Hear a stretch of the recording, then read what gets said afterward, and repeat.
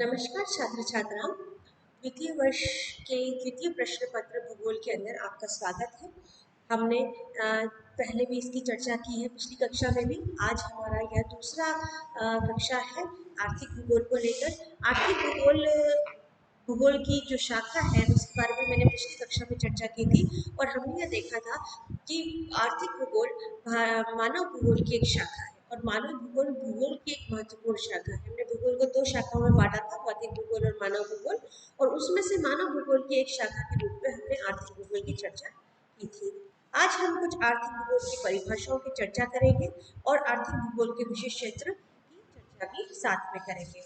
आर्थिक भूगोल के साथ ही हमने ये चर्चा की थी कि आर्थिक पक्ष जो मनुष्य का है, मनुष्य के कई सारे पक्ष हैं।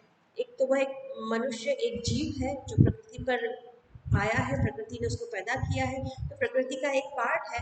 और प्रकृति का एक पार्ट होते हुए भी अपने मस्तिष्क के कारण उसने कई सारे सांस्कृतिक गतिविधियों का विकास किया है, सामाजिक गतिविधियों का विकास किया है, जिसके कारण वह एक प्राणी न रहकर अपने आप में स्वयं एक संसार बन गया है। और आर्थिक जगत अपने आप में एक पूरा विश्व है जो मनुष्य के प्राकृतिक विश्व से अलग है और जुड़ा हुआ भी है। यहाँ ये समझना बहुत ज़रूरी है कि आर्थिक जो विश्व है, हमारा जो आर्थिक जगत है, वो प्राकृतिक जगत का ही एक एक्सटेंशन है, एक विस्तार है।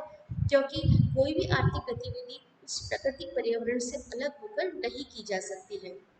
आर्थिक रूप से हम जो भी कार्य कर रहे हैं उसमें हम उसी पर्यावरण, उसी वातावरण में रहते हुए कर रहे हैं, उससे अलग होकर नहीं कर रहे हैं। तो यहाँ ये समझना बहुत आवश्यक है छात्र छात्राओं कि आर्थिक भूगोल के अंदर हम क्या पढ़ रहे हैं। सबसे पहले बात होती है आर्थिक भूगोल की परिभाषाओं की। कई सारी परिभाषाएं आती हैं। परिभाषा क्या है? परिभाषा वह शब्द है, वो कुछ शब्द है जो उस विषय को परिमार्जित करते हैं, उस क्षेत्र सब्जेक्ट की महत्ता बताते हैं, उसका एक आउटलाइनिंग, एक सीमा रेखा बनाते हैं कि वो विषय क्या है। इन परिभाषाओं में कुछ महत्वपूर्ण परिभाषा मैं आपको सुनाना चाहूंगी। बर्फी की परिभाषा जो बहुत ही महत्वपूर्ण है, उन्होंने कहा है आर्थिक भूगोल मनुष्य के जीविकोपार्जन की विधियों में एक स्थान से दूसरे स्थान पर मिलने वाली समानता और विषमता का अध्ययन है। थोड़ा सा मैं इसको समझाना चाहूंगी। जीविकोपार्जन की विधियां, हमने ये देखा है कि मनुष्य जब पैदा होता है तो उसकी तीन आवश्यकता होती है, भोजन, कपड़ा और मकान। इन तीनों आवश्यकताओं को पूर्ण करने के लिए उसको आर्थिक गतिविधियां करनी पड़ती है। जब से मनुष्य जीवन में आया है वो यह काम कर रहा है। अब इन जो विधियां हैं, उसकी जीविकोपार्जन की जो विधियां हैं, वो एक स्थान से दूसरे स्थान पर अलग होती हैं। उनमें समानता भी होती है और उनमें विषमता भी होती है। और वह समानता और विषमता किस कारण होती है? वहाँ के भूगोल के कारण। किसी भी दो स्थानों पर, जैसे अभी हम एक सामान्य सी बात करें, कोई व्यक्ति जो गंगा के मैदान में रह रहा है वो क्या करेगा? खेती करेगा, क्योंकि उसे उपजाऊ मिट्टी उपलब्ध है। परंतु एक व्यक्ति जो थार के मरुस्थल में रह रहा है, उसके पास जो उपजाऊ मिट्टी उपलब्ध नहीं है, उसके पास सिंचाई का जल उपलब्ध नहीं है, वहाँ वर्षा पर्याप्त नहीं होती, तो उसके पास पशुपालन ही एक ऐसा उपाय है जिससे वह आसानी से अपना जीविकोपार्जन कर सकता है। परंतु गंगा की मैदान में रहने वाला व्यक्ति के लिए कभी भी पशुपालन प्रायोरिटी नहीं होगा। उसकी प्रायोरिटी हमेशा खेती होगी, क्योंकि उसके पास अच्छी मिट्टी है, उपलब्ध पानी है, जलवायु है जो उसको अच्छे से खेती करने के लिए योगदान करती है। तो इस तरह से जब क्षेत्र बदलता है तो जीविकोपार्जन की विधियां भी बदल जाती है। तो इस प्रकार भौगोलिक वातावरण के अनुसार जीविकोपार्जन की विधियों का वर्गीकरण और विश्लेषण करना ही आर्थिक भूगोल है। इसके साथ ही कई सारी परिभाषाएं हमारे सामने आती है। C.F. जॉन्स का एक मत है, उन्होंने कहा है आर्थिक भूगोल उत्पादन व्यवसायों का अध्ययन करता है। उत्पादन व्यवसाय यानी प्रोडक्शन की एक्टिविटी, जो भी उत्पादन किया जा रहा है। कुछ प्रदेश विशेष क्यों विविध वस्तुओं के उत्पादन और निर्यात में अग्रणी है? क्यों ऐसा होता है कि वही क्षेत्र में ये काम ज्यादा हो रहा है? क्यों एग्रीकल्चर गंगा के मैदान में बहुत ज्यादा होता है? क्या वजह है उसको अग्रणी होने की? और क्यों कुछ प्रदेश कुछ वस्तुओं के आयात और उपभोग में अग्रणी है, कुछ क्षेत्र ऐसे होते हैं जहाँ पर वो काम नहीं होता है, उसको अपनी आवश्यकता की पूर्ति दूसरे से मंगाकर करनी पड़ती है। ऐसा क्यों, ये भिन्नता क्यों आती है? इसका अध्ययन करना ही भूगोल है। यानी आर्थिक गतिविधियों, उनमें आने वाली क्षेत्रीय भिन्नताओं और उनकी विशेषताओं का अध्ययन करना ही आर्थिक भूगोल है। हम क्षेत्रवार रूप से आर्थिक गतिविधियों का न केवल वितरण देखेंगे, बल्कि उनका वहाँ के वातावरण से समायोजन देखेंगे। वहाँ के वातावरण का उन आर्थिक गतिविधियों पर क्या प्रभाव पड़ रहा है, और किस प्रकार एक क्षेत्र की आर्थिक गतिविधियां दूसरे क्षेत्र की आर्थिक गतिविधियों से अलग है। इसके अलावा हंटिंगटन की एक बहुत महत्वपूर्ण परिभाषा है। उन्होंने कहा है मानव व्यवसाय, मानव दक्षता और मानव की आवश्यकताओं के अन्य पक्षों पर भौगोलिक वातावरण के प्रभाव की सीमा का अध्ययन आर्थिक भूगोल में किया जाता है। इसको वापस में पढ़ूंगी, आप समझे इसको। मानव व्यवसाय, मानव दक्षता और मानव की आवश्यकता। मानव क्या कर रहा है, कितना कैपेबल है और क्या उसकी नीड्स है, इन सभी पर वातावरण का प्रभाव पड़ता है और किस सीमा तक वातावरण इन सबको प्रभावित कर रहा है, यही आर्थिक भूगोल का विशेषण है। इसके अलावा शॉ की एक बहुत महत्वपूर्ण परिभाषा है। आर्थिक भूगोल के अंतर्गत इन बातों का अध्ययन किया जाता है कि किस प्रकार मानव की विभिन्न जीविकोपार्जन क्रियाएं विश्व के साधनों और औद्योगिक वस्तुओं की प्राप्ति के अनुरूप होती है। तो जब हम आर्थिक भूगोल की बात करते हैं तो आर्थिक भूगोल के साथ एक ही जो शब्द जो साथ में जुड़ कर आता है वो है संसाधन। अब संसाधन को थोड़ा सा हम यहाँ बात करना चाहेंगे। संसाधन क्या है? संसाधन वो सभी वस्तुएं जो प्रकृति प्रदत्त है और जिसका मनुष्य के लिए कोई ना कोई उपयोग है, यानी किसी न किसी प्रकार से हमारे लिए वो उपयोगी है। तो ये संसाधन जो हमें उपलब्ध करवाए जाते हैं प्रकृति के साथ, वो जलवायु के रूप में, जल के रूप में, मिट्टी, पानी, आपका खनिज,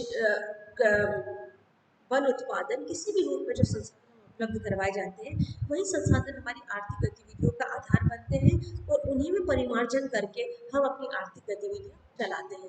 तो जो कुछ हमें मिल रहा है, जो क्षेत्रीय रूप से हमें उपलब्ध है, जो एक जैसा नहीं है, क्योंकि प्रकृति में विभिन्नताएं हैं तो उसके द्वारा मिलने वाले संसाधनों में भी भिन्नताएं हैं। तो इन्हीं सभी चीजों से हम अलग अलग क्षेत्रों में आर्थिक गतिविधियों को समझते हैं। हम ये समझते हैं कि किस प्रकार इनमें आपस में प्रादेशिक और कालक्रमिक भिन्नताएं हैं, हर क्षेत्र का आर्थिक तंत्र में किस प्रकार से विशिष्टता है, क्या उसमें अपनी समानताएं हैं, और यह जो विशिष्टताएं और समानताएं हैं किस प्रकार एक अर्थतंत्र को जन्म देती है, और अलग अलग आर्थिक इकाइयों का भौगोलिक विश्लेषण करके हम उसकी आर्थिक गतिविधियों को समझने का प्रयास करते हैं। तो कुल मिलाकर यहाँ हमारा प्रयास आर्थिक गतिविधियों को समझने और उनको संभालने के अंदर होता है। अब दूसरा जो महत्वपूर्ण विषय इसके अंदर आता है वो है इसका विशेष क्षेत्र। छात्र छात्राओं, एक प्रकार की सीमा है जिसमें हम किसी भी विषय को बांटते हैं। हालांकि सीमा शब्द ही बहुत छोटा है और जब हम बात सीमा की करते हैं तो हम अपने आप को बंधा हुआ सा महसूस करते हैं, और ज्ञान कभी भी बंधा हुआ नहीं होता है। ज्ञान तो एक स्वतंत्र नदी की धारा है जो अविरल बहती रहती है और उसको बांध पाना संभव नहीं होता है। परंतु क्योंकि ज्ञान इतना अपार है, अनंत है, कि हम सभी कुछ की जानकारी नहीं रख पाते हैं। अगर हम सभी कुछ को समझना चाहेंगे तो हम किसी को भी पूर्ण रूप से समझ नहीं पाएंगे। इसलिए बहुत आवश्यक हो जाता है कि हम ज्ञान के अलग अलग विभागों को बांटें और फिर उनका गहन अध्ययन करें, क्योंकि सारी ज्ञान को एक साथ समाहित करना किसी की भी संभव नहीं होता है। तो ऐसी स्थिति के अंदर जब ज्ञान की अपारता है, जब ज्ञान की अनंतता है, तो ऐसी स्थिति में हम हर विषय का एक क्षेत्र निर्धारित करते हैं जिसके बारे में वो विषय बात करता है। अब आर्थिक भूगोल का भी अपना एक विषय है, अपना एक क्षेत्र है। अब मैं ये बताना चाहूंगी कि आर्थिक भूगोल अपने आप में अर्थशास्त्र के बहुत नजदीक है। अर्थशास्त्र जो कि आर्थिक गतिविधियों का ही अध्ययन करता है, मनुष्य के आर्थिक पक्ष का अध्ययन करता है, उससे बहुत ज्यादा समानता रखता है और बहुत ज्यादा उससे निकटता रखता है। अब हम जब आर्थिक भूगोल के विशेष क्षेत्र की बात करते हैं तो हम उन चीजों को एक साथ लाते हैं जिन चीजों का अध्ययन हमें आर्थिक भूगोल के अंदर करना है।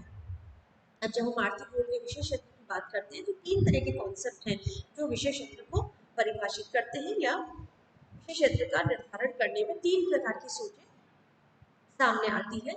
उन तीन सोचों में जो पहली सोच है वो है कि आर्थिक भूगोल मनुष्य के जीविकोपार्जन के साधनों का अध्ययन करती है। मनुष्य कैसे अपना जीविकोपार्जन कर रहा है, कैसे अपनी जीविका चला रहा है, उन साधनों का अध्ययन करना आर्थिक भूगोल के अंतर्गत आता है।